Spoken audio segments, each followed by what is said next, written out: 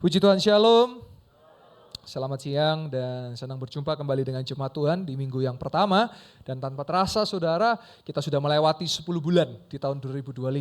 Nah, saya berharap kalau saudara punya resolusi, bagaimana dengan resolusi saudara? Apakah resolusi saudara hanya akan melanjutkan di 2026 atau saudara sudah lakukan di tahun ini? Saya berdoa supaya setiap resolusi saudara yang saudara sudah impikan dan cita-citakan terjadi di tahun 2025.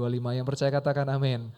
Saudara, hari ini saya mau berkhotbah tentang satu tema, tapi sebelum itu bulan Oktober bagi saya menjadi satu bulan yang menarik dalam arti begini saudara, karena orang-orang yang saya kenal dan orang-orang yang saya kasihi, Tuhan panggil saudara.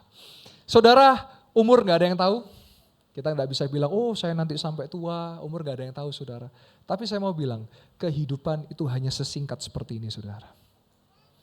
Saya sebut ada satu yang saya kenal hamba Tuhan, beliau bernama Oma Pendeta Meli Riva. Saya panggilnya Oma Meli. Saya kenal baik beliau dan bulan lalu beliau dipanggil oleh Tuhan. Saya mengingat saya berjumpa dengan beliau itu 10 tahun yang lalu. Ternyata 10 tahun terasa singkat saudara. Saya mau tanya, saudara mau pakai apa hidup Anda? Apakah saudara mau pakai hidup untuk seenaknya? Atau saudara rindu ketika nanti Tuhan panggil Anda dan saya, orang akan melihat hidup Anda penuh dengan makna. Hidup Anda penuh dengan karya Tuhan yang ajaib. Saya mau bilang ya, hidup itu singkat hanya segini saudara. Tapi saya percaya dan saya yakini, ketika Tuhan memanggil umatnya, memanggil engkau dan saya kembali, berarti tugas Anda dan saya telah selesai. Doa saya ketika Tuhan panggil Anda dan saya, Anda menyelesaikan tugas dengan nilai yang baik. Dan ketika kembali di hadapan Tuhan, dia berkata, you are a faithful servant. Anda adalah hamba Tuhan yang setia. Haleluya, puji Tuhan. Saudara, kita akan belajar sama-sama, ini isu yang sangat hangat dan banyak saya temukan karena saya juga adalah seorang konselor. Saya banyak menemukan hari ini banyak yang depressed atau depresi. Maka siang hari ini tolong ditampilkan, saya akan khotbah tentang menang atas depresi. Tolong tampilkan slide-nya. Menang atas depresi. Depresi ini tidak kelihatan di umum saudara. Saudara datang ke gereja, saya lihat ketawa-ketawa, senyum-senyum. Tapi di kamar bisa beda saudara. Tapi hari ini saya mau khotbah supaya saudara pulang, saudara bisa menang atas depresi. Oh saudara mungkin gak depresi, tapi saudara kenal mereka yang depresi. Mereka bisa menang atas depresi. Nah sebelum lanjut saya nggak akan henti-hentinya menyampaikan bahwa gereja Betania Malang merupakan gereja beraliran Pentakosta. Yang artinya apa saudara? Kita percaya penuh kepada kegerakan Roh Kudus. Tahun 2026 kita sudah infokan bahwa seluruh pelayan Tuhan yang melayani wajib dipenuhi Roh Kudus dengan tanda awal berbahasa roh. Maka hari ini banyak altar call, banyak mendoakan, kemarin saya mendoakan di teens remaja. Ada 2 anak yang memperoleh karunia bahasa roh, mereka dipenuhi Roh Kudus, mereka berbahasa roh, mereka menangis. Saya tanya kenapa? Karena saya mendapatkan sesuatu yang saya tidak pernah alami sebelumnya. Ini anak umur 13, gak mungkin bujuk saudara. Asli itu mereka dapat. Dan saya berdoa jemaat Tuhan, engkau juga dipenuhi dengan Roh Kudus. Nah saudara, dipenuhi Roh Kudus dengan tanda berbahasa roh dan karunia Roh Kudus. Dipimpin Roh Kudus dengan tanda menghasilkan buah Roh Kudus dengan 3 pilar iman, mujizat, dan Roh Kudus. Sekali lagi saya tidak henti sampaikan di tempat ini, di gereja ini, kita masih percaya mujizat itu terjadi. Yang saya katakan amin. Saya dapat kabar kesaksian sukacita. Hari Jumat ada seorang yang kena kanker saudara. Sudah sekian tahun lamanya, sudah stadium yang cukup istilahnya membuat dia cemas. Dan beliau datang kepada Bapak Gembala, beliau juga ketemu dengan saya, kita doakan. Dan hari Jumat kabar gembira, dokter menyatakan dia free of cancer. Kasih tepuk tangan yang meriah buat Tuhan Yesus. Saudara, mungkin ada saudara yang punya kenalan dia kena cancer. Mungkin dia kena tumor, mungkin dia kena miom. Saya masih percaya Yesus bisa menyembuhkan. Kasih semangat orang itu, karena kalau penyakit-penyakit hormonal itu harus dikasih semangat saudara. Itu harus dikasih dukungan moral. Didukung, jangan bilang, sudah stadium 4. Enggak saudara, saya mau ketemu stadium berapapun dari 1 sampai 4, saya hanya berkata, bagi Yesus tidak ada yang mustahil. Yesus mampu dan Yesus sanggup. Kasih tepuk tangan lagi yang meriah buat Tuhan Yesus. Kalau kasih kemuliaan jangan tanggung, karena kita punya Yesus Sang Raja yang sanggup melakukan yang ajaib. Selanjutnya saudara, saya dapat kesaksian ajaib, ada seseorang yang kena utang 200 juta saudara. Dan waktu itu dia bukan dari tempat ini, dia di luar kota, dia menghubungi saya secara online. Saya doakan, saya setia mendampingi, saya berkata, oh saya kenal Yesus yang sanggup untuk memberkati. Dan saya percaya bahwa Yesus bisa untuk melakukan mujizat, dan puji Tuhan. Kemarin saya ketemu saudara, utangnya sudah lunas, rumahnya SHM, anaknya kuliahnya beasiswa. Kasih tepuk tangan yang meriah buat Tuhan Yesus. Kalau Yesus bekerja gak pernah tanggung, Yesus kalau bekerja pasti luar biasa dahsyat. Saya tadi sampaikan bahwa waktu tidak terasa singkat. Saya nggak kerasa saudara, tahun depan saya sudah kepala 3 saudara. Dan saya berdoa Tuhan, saya rindu masa muda saya pakai untuk kemuliaan nama Tuhan. Dan saya rindu tahun depan, apa yang saya mau lakukan dalam 10 tahun ke depan, sampai usia saya kepala 4, saya doa, Tuhan pakai saya untuk bisa Tuhan jadikan saluran berkat sehingga menolong menuntaskan kemiskinan yang ada di jemaat. Dan saya berdoa jemaat Yesus yang saya pandang, saya lihat engkau satu persatu akan diberkati dengan berlimpah-limpah. Ruang kasih tepuk tangan yang meriah. Firman Tuhan berkata engkau tidak akan utang tapi engkau akan meminjami orang, dan itu dicatat dalam Alkitab. Dan saya berdoa jemaat yang saya kasihi, tahun depan saya minta Tuhan tolong, saya masuk kepala 3, saya mau hidup ini sudah jadi berkat. Bagaimana dengan saudara? Saudara mau pakai hidup saudara untuk apa? Untuk foya-foya? Untuk jedut-jedut? Untuk melawan orang tua? Untuk melakukan perpecahan? Atau saudara mau hidup untuk jadi berkat bagi sesama? Pilihan ada di tangan masing-masing. Tapi kalau saya rindu Tuhan, saya doa kepada Tuhan, pakai saya di usia muda, biar kelak kalau saya tiba waktunya, I'm finished well. Dan ketika saya berjumpa dengan Yesus, saya berjumpa dengan penuh senyum karena dia berkata, welcome back, you are my faithful servant. Dan itu doa saya buat saudara semua. Ketika engkau kembali menghadap Sang Raja, dia akan tersenyum lebar melihat, hai ibu-ibu, engkau sudah menjadi ibu yang baik bagi anak-anakmu. Hai bapak-bapak, engkau jadi bapak-bapak yang bertanggung jawab bagi anak-anakmu dan bagi istrimu. Dan engkau anak-anak, engkau kembali nanti, engkau menjadi anak-anak yang kebanggaannya orang tua karena engkau menghormati dan memuliakan orang tuamu selama orang tuamu hidup. Pilihan di tangan masing-masing. Saudara, kesaksian yang selanjutnya. Saya kemarin membantu doa seorang jemaat saudara yang ibunya belum percaya Yesus. Jadi di suatu tempat di satu kota dan sedang koma, jadi tidak sadar saudara, tidak bisa ngomong, nafas sulit. Lalu di WA saya langsung doa sama-sama dan kemarin ketemu kita doa karena orang tuanya ada jauh di sana. Dan kabar gembira saudara, malam saya terima, jam 10 malam saya dapat WA. Puji Tuhan Pastor Yoel, ibu, mama sadar, diperiksa dokter, darahnya normal, semuanya normal. Dan saya percaya bagi Yesus, bagi orang percaya tidak ada yang mustahil. Kasih tepuk tangan yang meriah buat Tuhan Yesus. Tidakkah saudara rindu doa saudara bisa jadi berkat buat banyak orang? Tidakkah saudara rindu hidup saudara bisa jadi berkat bagi banyak orang? Mari sama-sama kita belajar hari ini. Tolong ditampilkan lagi slide-nya. Dengan visi percepatan dan pelipat gandaan. Kita masuk. Menang atas depresi. Depresi menjadi masalah yang serius, jangan anggap remeh.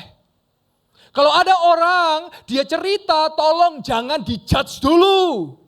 Kebiasaan kita itu sukanya apa? Menghakimi. Enggak kuliah hukum tapi jadi hakim. Oh kamu soalnya kutuk kamu.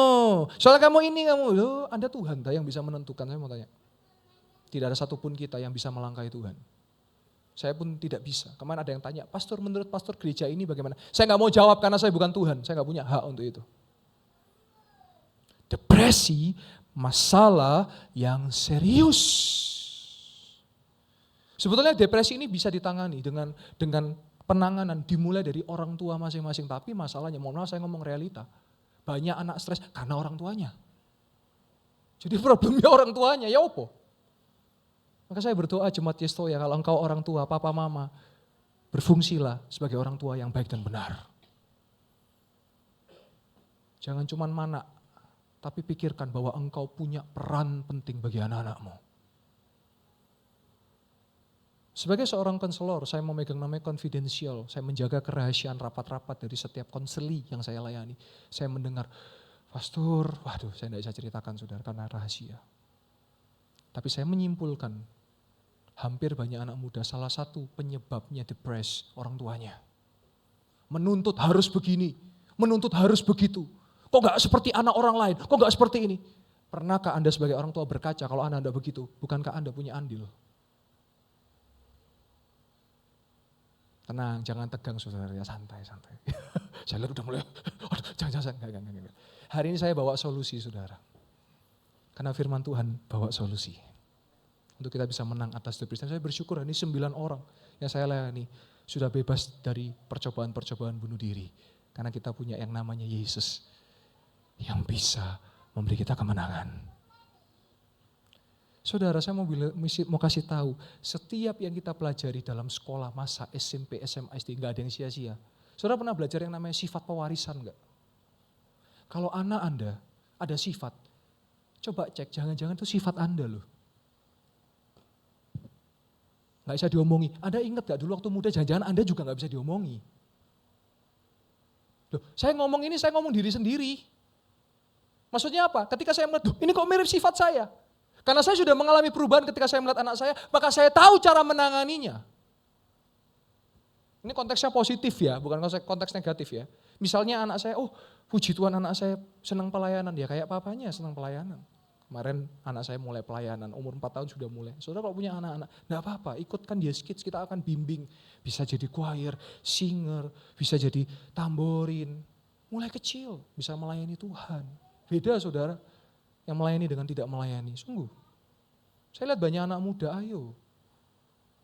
Pakai masa mudamu itu untuk jadi berkat. Suatu kali saya datang ke suatu pesta pernikahan yang ada after partinya saudara. Buka open bottle, 1 botol bisa 10 juta saudara. Karena saya pendeta muda, saya kan belum usia 30 tahun. Jadi saya tahu teman-teman saya yang dulu kuliah. Itu waktu saya keluar karena sudah mau after party saya pulang saudara. Saya nggak ikut saudara kayak gitu-gitu. Saya keluar dari ruangan wedding itu saudara. Dari pesta pernikahan. Itu di depan anak-anak muda pada ngerokok, pada elektrik rokok. Saya datang itu kayak film-film itu kayak tenenet gitu. Mereka di situ, saya di sini, jadi saya lewat saudara. Itu kayak betul-betul kayak, ya udah ya kayak satu sisi ini pokoknya yang sudah siap untuk mabuk, satu sisi mau pulang karena ingat ada istri dan anak di rumahnya. Anak-anak muda, pakai masa mudamu untuk menyenangkan Tuhan. Jangan kasih Tuhan itu sisa. Saya banyak mendengar kesaksian bagus. Free sex dulu. Nightlife dulu. Terus sisa baru datang ke Tuhan. Karena ada masalah. Kalau nggak ada masalah nggak datang ke Tuhan. Tapi hari ini kita balik. Engkau datang ke Tuhan karena engkau perlu Tuhan. Dan engkau datang ke Tuhan supaya engkau dijauhkan dari free sex. Engkau dijauhkan dari nightlife. Ini semua kaitan saudara. Saya kasih satu contoh ya. Orang-orang yang saya layani yang depressed, salah satu penyebabnya adalah rokok. Kan itu menenangkan. Oh iya, are you sure? Saya enggak pernah merokok, jadi saya enggak tahu rasanya bagaimana. Tapi rokok punya efek samping. Kalau emosi itu masuk, dia zatnya aktif untuk membuat lebih emosi. Baru tahu kan saudara? So, kalau Anda hari ini masih merokok, saya berdoa, lepaskan rokok itu dalam nama Yesus. Itu enggak bawa yang baik itu. Memang enggak mudah untuk menyampaikan ini, enggak mudah untuk mengingatkan. Paling susah ngomongnya ya ini, enggak apa-apa. Tapi saya tidak akan berhenti menyuarakan kebenaran karena saya hamba Tuhan. Karena saya rindu melihat jemaat Tuhan changing life, hidupnya berubah. Tidakkah saudara rindu untuk mengalami perubahan dalam hidup Anda? Saya datang ke gereja, saya mau tanya, Anda mau cari apa sih ke gereja? Cari jodoh saudara? Cari apa saudara? Ya cari Tuhan Yesus melalui sabda firman-Nya. Melalui hadirat pujian penyembahannya. Nikmati dan pulang hidupi. Lanjut saudara. Kementerian Kesehatan, saya melakukan research, tolong ditampilkan slide, menyebut sekitar 2% masyarakat Indonesia terindikasi depresi berdasarkan survei 2023. 13% tidak bisa mengakses layanan kesehatan jiwa. Data lain saya buka. Data Kemenkes Bunuh diri akibat depresi setiap tahun semakin meningkat. 2022, 826 kasus bunuh diri yang tercatat karena depresi. 2023, 1350 yang kasus bunuh diri karena depresi. Dan 2024 meningkat lagi menjadi 1450 kasus bunuh diri karena depresi. Saya tidak tahu yang 2025 karena belum dihimpun nunggu akhir tahun. Tapi saya berdoa, Ada dan saya menjadi agent of change. Menekan angka ini supaya tidak tambah banyak. Buka hati saudara, buka telinga saudara. Ini ada di depan mata saudara. Masihkah engkau ego terhadap diri Anda? Salah satu pelayanan yang paling penting itu mendengar. Saya kalau konseling bisa 2 jam, gak ngomong, dengerin tok. Karena dia mengeluarkan sampah-sampah dalam dirinya. Saya jadikan diri saya seperti semacam tempat sampah. Tapi it's okay, supaya dia pulang berubah hidupnya. Papa mama, sudahkah engkau sediakan waktumu untuk anakmu cerita? Sibuk mama, jangan kakek ngomong kamu. Papa mama nyari apa? Nyari uang, betul. Saya tidak menafikan itu. Tapi buat apa uang banyak kalau anak menderita? Cari apa di dalam dunia? Suatu kali saya ketemu dengan seorang yang kaya raya, punya anak. Dia dekat dengan ART-nya. Terus saya tanya, lu mana mama? Hah, mana mama? Mama lo cuman ATM, cuma nyari uang toh. Iki lo, ART-ku ini lo yang setia, aku sakit dia yang rawat. Aku tidur dia yang ngeloni, mama cari uang, papa cari uang toh. Percuma di rekening banyak 000-nya kalau hubungan dengan anak 0. Mau saya harus sampaikan realita ya. Karena saya melihat ini di lapangan. This is the truth. Lanjut. Kasus gangguan jiwa di Indonesia paling banyak ada 3, saya catat di situ. Depresi, ansietas mental atau mental anxiety. Dan yang ketiga, skizofrenia. 1750 kasus dipasung. Mohon maaf, seringkali kita nil edukasi. Enggak semua itu kalau orang stres itu kuasa gelap Bapak Ibu. Saya punya satu prinsip yang saya percaya. Kalau Anda percaya Yesus, di sini semua percaya Yesus, amin? Tidak bisa diganggu setan. Tidak bisa dirasuk setan. Yang percaya Yesus katakan amin. Jadi kalau orang halusinasi, bisa jadi dia skizofrenia. Bukan dia artinya kerasukan setan, terus dipasung.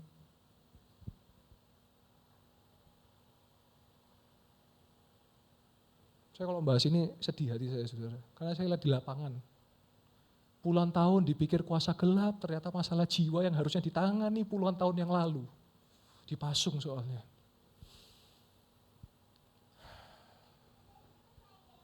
Karena semua dikait-kaitkan dengan apa? Setan. Wah, ngomong no setan itu rasanya itu kayak anak nakal karena setan. Anak nakal dibilang anak setan, ya berarti orang tuanya setan lah, anak setan. Padahal belum tentu. Saya pernah melayani sebuah keluarga yang katanya anaknya ini kena setan. Saya doakan 3 kali, saya kasih tahu ya, kalau orang itu kerasukan setan, saya doa sekali, saya gak perlu doa, saya ketemu jeder gini aja, dia langsung manifest, itu pasti kuasa gelap. Tapi kok didoakan berkali-kali gak manifest, berarti Anda perlu perbaiki habit anak ini, karakternya apa yang salah. Saya 3 kali sampai tumbang tangan, ternyata betul saya sarankan, coba dicek psikologinya, coba dicek, ternyata anak ini gak suka kalau dibentak, masalahnya orang tuanya suka bentak. Ada anak yang perlu dibentak, saya sepakat. Tapi ada anak yang dia pakai cara halus ngerti. Anda harus ngerti anak masing-masing. Anak nomor 1 rajin. Ya udah gak perlu disuruh dia inisiatif. Tapi ada anak nomor 2 gak rajin. Anda perlu didik supaya rajin. Anak 1 pelit. Anda harus ajari supaya murah hati. Anak kedua suka berbagi. Ya udah masing-masing punya karakternya. Dan saya mau ingatkan. Kalau Anda punya anak lebih dari 1. Semuanya harus Anda sayangi equal. Jangan Anda bilang, oh aku sih nomor 1 soalnya ganteng. Oh nomor 2 soalnya ayu, nomor 3 mirip sopo yolah. Itu anak Anda loh kok dibegitukan. Maaf. I speak the truth. Saya bicarakan apa yang realita hari ini saudara. Lanjut. Tanda-tanda depresi ada 9. 1, sedih dan gelisah. 2, kehilangan energi dan semangat. Ketiga, kehilangan keinginan untuk makan. Sulit untuk tidur. 4, sulit untuk tidur. Dan sebaliknya, suka tidur. Ya mungkin ada yang suka tidur karena males ya, kita nggak tahu. Tapi biasanya jadi pengen tidur terus. Terus yang kelima, merasa tidak berguna dan pesimis. Yang keenam, gelisah dan tidak stabil. Yang ketujuh, merasa sedih dan bersalah. Yang kedelapan, memiliki pikiran yang menyakiti atau bunuh diri. Yang kesembilan, gangguan fisik, self-harm. Seperti sakit punggung, sakit kepala, hingga menyerang ke organ-organ yang lain. Bibir pecah-pecah, tenggorokan panas dalam. Makanya saya percaya Alkitab gak pernah salah. Hati yang gembira adalah obat.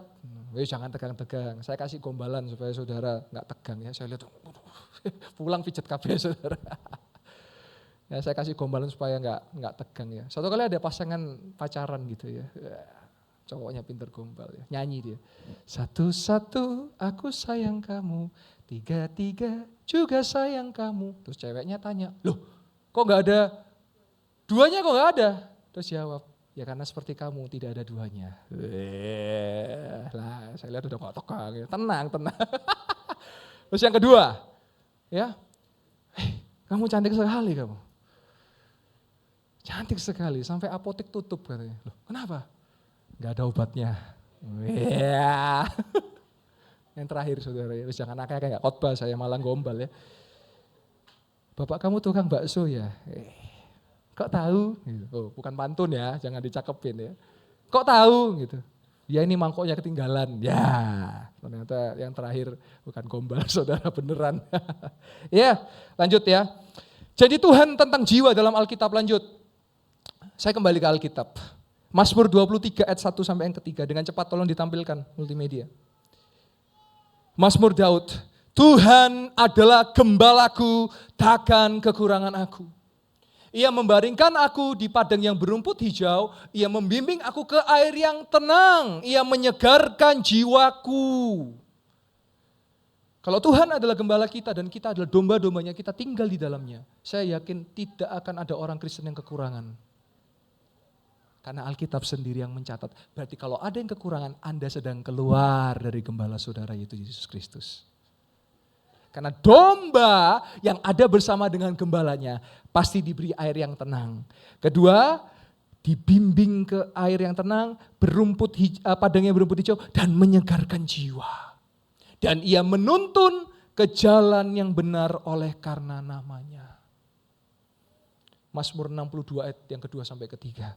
Ada lagunya ini. Hanya dekat Allah saja aku tenang. Daripada nyala keselamatanku, hanya Dia gunung batuku, hanya Dia kota bentengku. Aku tidak akan goyah selama-lamanya.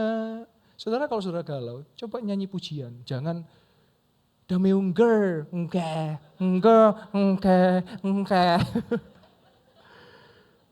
Apa kuwi? Kau yang harusnya memilih aku.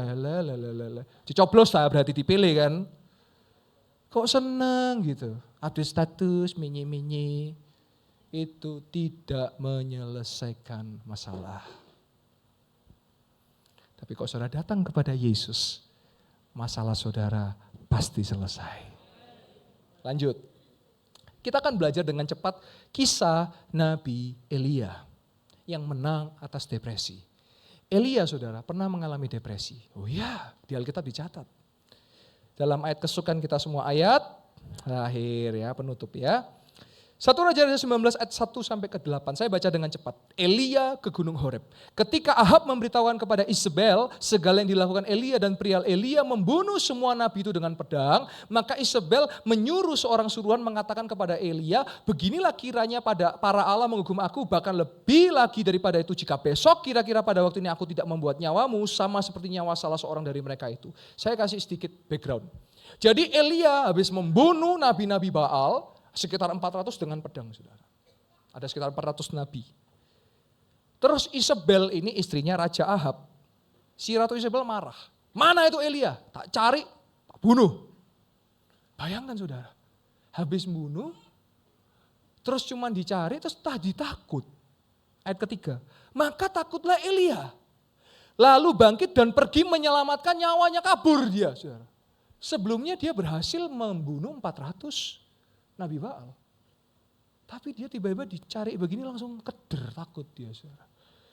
Dan setelah sampai ke Beersheba yang termasuk wilayah Yuda, ia meninggalkan bujangnya di sana, ayat yang keempat.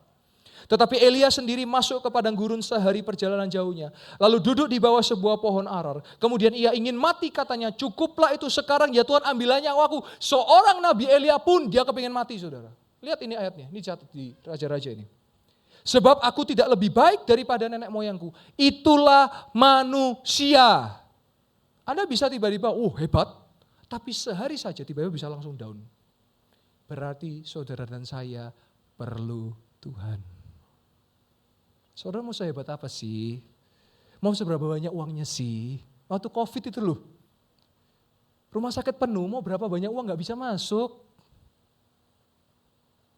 Gak ada yang kita bisa banggakan. Hanya Yesus Tuhan yang bisa kita andalkan, saudara. Lanjut. Sesudah itu ia terbaring dan tidur di bawah pohon arar itu. Tetapi tiba-tiba seorang malaikat menyentuh dia serta berkata kepadanya, bangunlah, makanlah. Ketika ia melihat sekitarnya, maka pada sebelah kepalanya ada roti bakar. Oh, lihat saudara, ternyata sejak zaman dahulu sudah ada roti bakar. Yang kurang STMJ-nya sama jagung serutnya, saudara ya. Sama tape bakar, lapar saudara ya. Dan sebuah kendi berisi air. Lalu Elia makan dan minum kemudian tidur lagi, saudara. Bangun, tidur lagi. Saudara. Ayat 7. Tetapi malaikat Tuhan datang untuk kedua kalinya dan menyentuh dia serta berkata, bangunlah, makanlah, sebab kalau tidak perjalananmu nanti terlalu jauh bagimu. Yang ke-8, maka bangunlah Elia lalu makan dan minum, dan oleh kekuatan makanan itu ia berjalan 40 hari 40 malam lamanya sampai ke gunung Allah, yakni gunung Horeb. Sudah lihat ya, from hero become zero and became hero again. Dari dia hebat turun, dia naik lagi. Siapa yang bisa membuat ini semua?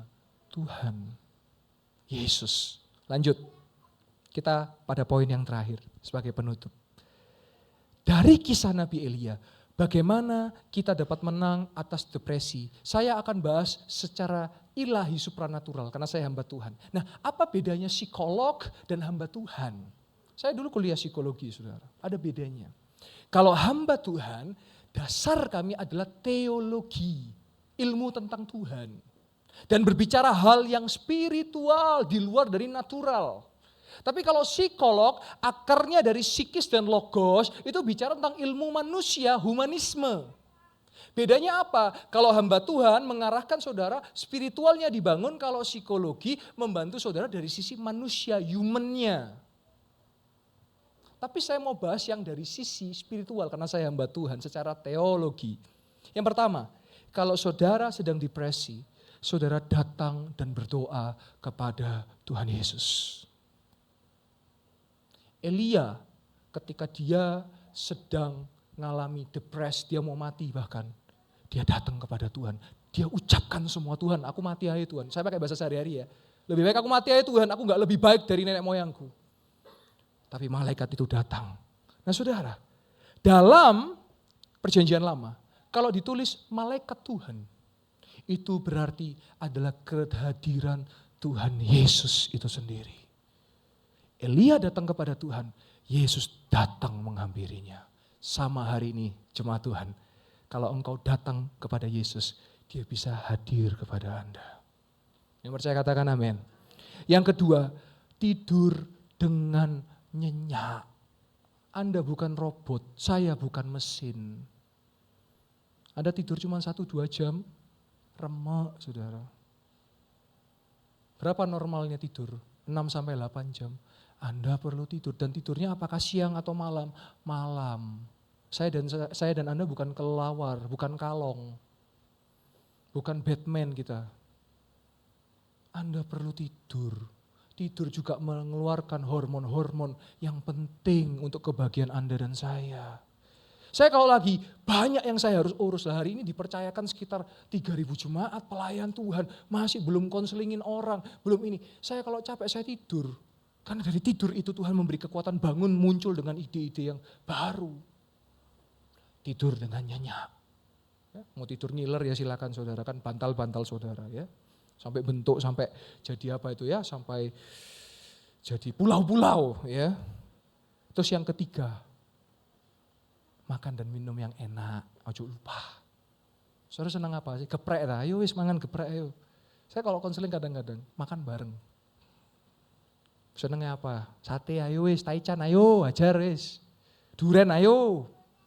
Saya suka duren saudara. Saya ajari saudara supaya tahu, supaya dapat duren yang bagus. Ada caranya. Diketuk saudara. Kok saudaranya puk-puk, gak bagus tuh. Kalau tok-tok, bagus. Tapi kalau pas diketok ada suara atau. Nah kepala yang jual yang saudara ketok gitu ya. Ya geduk duren ya saudara ya. Makan yang enak, gak apa-apa. Enak itu relatif. Menurut saya terang bulan enak, menurut Anda belum tentu. Saya suka pare, belum tentu Anda suka pare.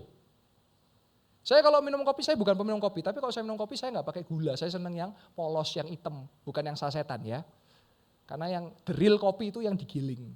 Saya gak pakai gula, karena nikmatnya ya rasa pahitnya itu. Kalau manis Anda minum gula, bukan minum kopi namanya.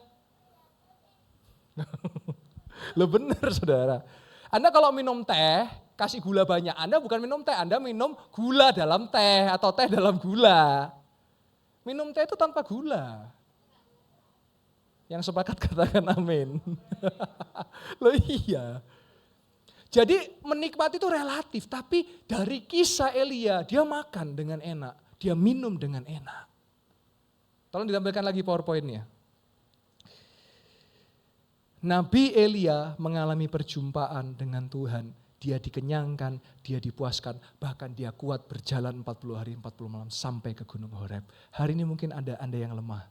Saya berdoa jemaat yang saya kasihi. Datang kepada Yesus, dia akan kuatkan engkau bahkan untuk berjalan 40 hari 40 malam. Dan yang terakhir saya harus katakan, saudara, obat tidak menyembuhkan, hanya menenangkan. Saya mau ingatkan, kalau sudah dari muda konsumsi obat untuk tidur, saya mau bilang, Anda dan saya punya yang namanya ginjal. Berapa ginjal saudara dan saya? Ada 2, tapi kita nggak menyebutnya ginjal-ginjal ya. Tapi ginjal. Kenapa Tuhan ciptakan ginjal? Ada fungsinya. Oh ya, fungsinya supaya buat beli HP 17 Pro dijual satu laku ya nggak gitu saudara. Remek badannya itu. Tapi Tuhan ciptakan organ-organ kita, bukan mesin. Kalau dari muda sudah biasa minum obat. Saya mau bilang, kita masih punya 50 tahun ke depan, 60 tahun, 70 tahun ke depan. Pikirkan itu juga. Jadi tidak ada obat yang pernah bisa menyembuhkan. Saya kalau ketemu orang yang depressed dan minum obat, dosisnya pasti naik. Tidak pernah mundur dosisnya. Tapi saya ini berdoa, tolong ditampilkan. Kalau obat tidak bisa menyembuhkan, hanya menenangkan, maka saya kenalkan Yesus Kristus Tuhan bisa bukan hanya menenangkan, tapi menyembuhkan. Kasih tepuk tangan yang meriah buat Tuhan Yesus. Saya berjumpa dengan seorang perempuan di sebuah kota. Kalau dia tidur, dia harus pakai obat penenang. Umurnya masih mungkin 20-21 tahun. Matanya sampai hitam saudara. Karena untuk tidur itu sampai matanya sampai klip. Karena dipaksa untuk tidur. Tapi kalau saudara dekat dengan Tuhan, saudara gak perlu obat, tidurnya nyenyak saudara. Bangun pagi seger, siap untuk bekerja. Bangun pagi seger, siap untuk studi. Bangun pagi seger, siap untuk pelayanan. Dan semua itu hanya didapat di dalam Yesus Tuhan. Saya tutup dengan beberapa kesaksian sebelum kita akan masuk ke perjamuan yang kudus. Tolong ditampilkan screenshot pertama. Saya tidak memberikan namanya ya, keterangannya karena confidential. Jadi chatnya saja ya, tolong ditampilkan.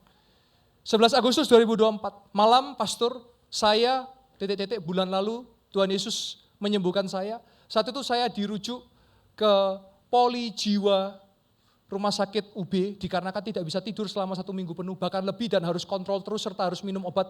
Lalu saya ke gereja dan didoakan oleh Pastor Yoel. Dan Tuhan Yesus menyembuhkan saya. Setelah itu saya tidak pernah menyentuh obat dari poli jiwa. Tapi damai sejahtera selalu melingkupi saya. Saya mudah tidur, malahan nyenyak setiap malamnya. Puji Tuhan, Tuhan Yesus sungguh besar dan ajaib. Saya rasa ini saya layak untuk saya sampaikan. Dan saudara tahu orang ini saya tidak sebut namanya, hari ini sedang berjuang akan melanjutkan karirnya di Jakarta.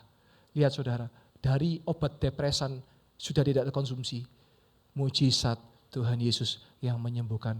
Kasih tepuk tangan yang meriah buat Tuhan Yesus. Yang kedua, ada seorang oma yang juga saya pernah layani saudara. Kalau tidur harus pakai obat. Tolong ditampilkan. Nah ini ya. Selamat sore, ini Oktober. Saya yang kemarin minta didoakan ya.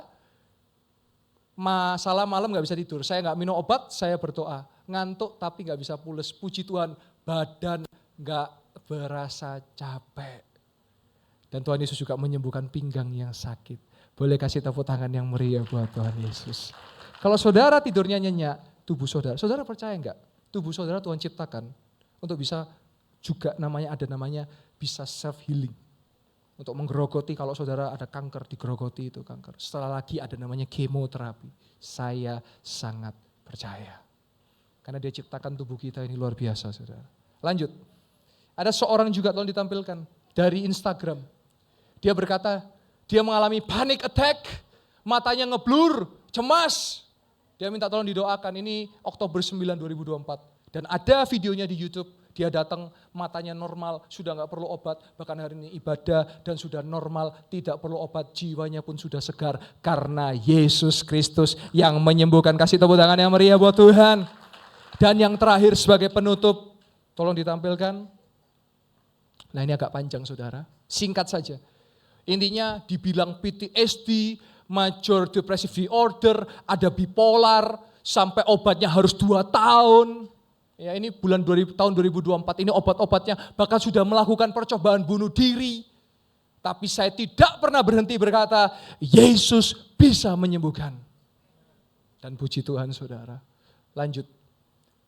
April 2025 dia berkata, dokter berkata, kamu sudah lepas dari obat, kamu gak perlu lagi untuk minum obat. Dan gejala-gejala PTSD-mu hilang, gejala bipolarmu hilang. Saudara tahu bipolar ya, kepribadian ganda. Habis nangis guyu, bukan mari guyu terus mari nangis mari guyu, bukan saudara. Tapi secepat itu tiba-tiba berubah dia. Bukan berubah juga seperti Power Rangers saudara ya, tapi berubah. Habis ketawa tiba-tiba nangis, habis nangis tiba-tiba ketawa. Ya ini salah satunya. Tapi dia berkata, puji Tuhan. Nah dia berkata ada satu kalimat yang saya membacakan. Saya berharap siapapun yang mungkin mengalami sakit mental seperti saya, tidak malu datang kepada Yesus. Untuk meminta kesembuhan. Karena pada dasarnya sakit mental sama sakitnya seperti sakit fisik. Dan hari ini anak ini, karena namanya saya tidak tampilkan. Anak ini sudah bekerja di salah satu tempat pekerjaan di Malang yang saya bilang top chair saudara. Kalau Yesus melakukan mujizat, gak tanggung-tanggung, melimpah ruah dia kerjakan. Kasih tepuk tangan yang meriah buat Tuhan Yesus. Saya boleh undang worship leader pemain musik kembali. Kita akan masuk ke dalam perjamuan kudus. Saudara, hari ini mungkin saudara ada kenal atau mungkin saudara sedang mengalami. Saya mengenal Yesus bisa melakukan pertolongan.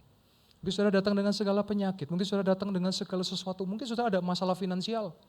Saya mau bilang, Yesus bisa menyembuhkan saudara dan saya. Mari saudara kalau sudah dapat, kalau belum dapat tolong bisa angkat tangan, nanti pengerja akan menolong. Kalau sudah dapat saudara boleh buka dan buka terlebih dahulu dari hostinya supaya enggak muncrat saudara ya, baru anggurnya. Nah kalau saudara belum dapat silakan angkat tangan, nanti pengerja akan menolong. Sudah dapat semua? Kalau sudah saya undang kita boleh bangkit berdiri sama-sama. Di situ ada ayat Alkitab, saya percaya ayat itu untuk saudara dan saya dan menguatkan saudara dan saya.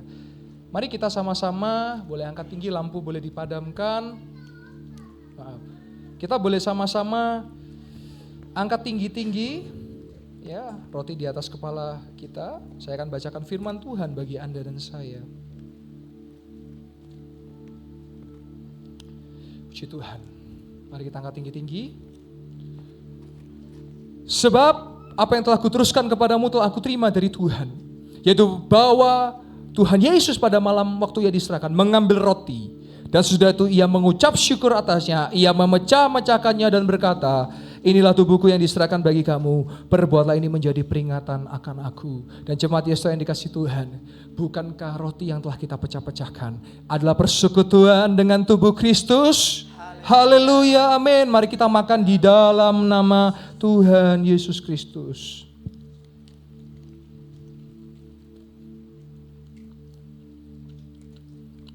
Kita boleh angkat tinggi-tinggi cawan di atas kepala kita. Kita percaya oleh darahnya yang mahal, dosa saudara dan saya telah ditebus. Dan oleh bilur-bilurnya, Anda yang sakit telah disembuhkan. Demikian juga ia mengambil cawan sudah makan. Lalu berkata, cawan ini adalah perjanjian baru yang dimeteraikan oleh darahku. Perbuatlah ini setiap kali kamu meminumnya menjadi peringatan akan aku. Sebab setiap kali kamu makan roti ini dan minum cawan ini, kamu memberitakan kematian Tuhan sampai ia datang. Dan jemaat Yesus yang malang dikasih Tuhan, bukankah cawan yang kita angkat tinggi-tinggi, yang penuh dengan pengucapan syukur kita, adalah persekutuan dengan darah Kristus? Haleluya, amin. Mari kita minum di dalam nama Tuhan Yesus Kristus. Saudara boleh letakkan cawan saudara di kursi, saudara tetap berdiri. Saya rindu kita menyanyi sebuah lagu. Lagu ini berkata, boleh ada badai, boleh ada topan. Mungkin badai atau topan ini sedang ada di dalam diri Anda. Tapi siapa yang bersama dengan Yesus, dia akan berdiri dengan teguh dan dia tidak akan goyah. Mari kita nyanyikan ini. Ku kan berdiri di tengah badai dengan kekuatan, amin, yang kau berikan sampai kapanpun, ku kan bertahan karena Yesus selalu menopang. Ku kan berdiri, amin, di tengah badai dengan kekuatan, haleluya, yang kau berikan sampai kapanpun. Ku kan bertahan karena Yesus selalu menopang hidupku. Haleluya. Musik boleh mengalun dengan lembut. Saya mengundang setiap pelayan-pelayan Tuhan yang belum diurapi boleh maju ke depan. Jemaat Tuhan, saya persilakan Anda boleh kembali dengan duduk kembali. Setiap minggu pertama selain perjamuan kudus ada doa pengurapan. Nah, bagi pelayan-pelayan Tuhan yang belum didoakan pengurapan, boleh maju dan segera maju. Supaya kita tidak memperpanjang waktu, tolong segera isi tempat-tempat yang kosong. Dan setelah saudara diurapi, bisa kembali ke tempat posisi masing-masing. Jemaat Tuhan, engkau boleh mendukung mereka di dalam doa, sebab mereka adalah pelayan-pelayan Tuhan, yang dipakai Tuhan, pelayanan di tempat ini. Jaga, kuduskan, sucikan setiap pelayan-pelayan Tuhan, agar kudus dan berkenan di hadapan Tuhan. Inilah yang ku punya, hati sebagai hamba yang mau taat dan setia padamu Bapa, kemanapun ku bawa. Hati yang menyembah dalam roh dan kebenaran sampai selamanya. Inilah yang ku punya, hati sebagai hamba yang mau taat dan setia padamu Bapa. Saya undang jemaat Tuhan boleh bangkit berdiri. Pun ku bawa hati yang menyembah dalam roh dan kebenaran sampai selamanya. Sekali dengan suku katakan, ku kan berdiri, ku kan berdiri. Saya melihat jemaat Yestoya, jemaat yang tidak mudah menyerah, jemaat yang bangkit diberkati finansialnya dengan berlimpah-limpah ruah, yang sakit disembuhkan dalam nama Yesus, yang lemah dikuatkan. Ku kan bertahan karena Yesus selalu menopang. Bukan berdiri, amin, di tengah badai dengan kekuatan. Yang Kau berikan Sampai kapanpun, sampai kapanpun. ku kan bertahan. Karena Yesus selalu menopang. Sekali lagi dengan sungguh, Ku kan berdiri amin, di tengah badai dengan kekuatan. dengan kekuatan Haleluya. yang Kau berikan Sampai kapanpun, sampai kapanpun. ku kan bertahan. Karena Yesus Selalu menopang hidupku. hidupku. Haleluya. Terima kasih Tuhan. Hamba-Mu melihat di tempat ini Engkau bekerja dengan cara yang ajaib. Hamba-Mu secara khusus berdoa persiapan tahun 2026. Engkau membangkitkan anak-anak muda yang melayani Tuhan dengan dahsyat dan ajaib. Engkau bukan hanya memakai hamba-Mu saja yang muda ini, tapi Engkau akan membangkitkan anak-anak muda yang menumpangkan tangan bagi yang sakit dan menjadi sembuh, yang mendoakan yang lemah menjadi dikuatkan, bahkan menjadi solusi-solusi, menjadi kebanggaan bagi orang tua masing-masing. Saat ini hamba-Mu secara khusus juga berdoa bagi jemaat-Mu yang datang, mereka yang punya masalah dengan kejiwaan, mereka punya masalah dengan depresi, mereka tidak sendiri, mereka punya keluarga di gereja ini. Ada hamba-Mu, ada hamba-hamba Tuhan yang melayani, yang melihat, yang memperhatikan. Maka saat ini hamba-Mu berdoa, mereka yang datang dengan masalah kejiwaan, mereka pulang mendapat kelegaan dan sembuh dengan total. Yang sedang terikat dengan obat-obatan untuk menenangkan, pada saat ini hamba-Mu berdoa mematakan di dalam nama Yesus, mereka pulang tidur nyenyak tanpa obat. Semua karena Yesus Kristus Tuhan yang menolong. Dan jemaat Tuhan, aminkan setiap perkataan doa yang akan saya ucapkan. Yang sakit sudah disembuhkan, yang lemah sudah dikuatkan, yang sedih sudah dihiburkan, yang berkekurangan sudah diberkati berlimpah-limpah, yang sedang mengalami kejiwaan sudah diberi kelegaan. Dan kami percaya sampai detik ini di tempat ini, mujizat masih terjadi di dalam nama Yesus. Dan setiap jemaat Tuhan yang percaya dalam nama Tuhan Yesus Kristus, sama-sama kita boleh berkata amin. Sebelum duduk boleh kasih tepuk tangan yang meriah buat Tuhan Yesus. Haleluya. Jemaat dipersilakan kembali duduk. Haleluya.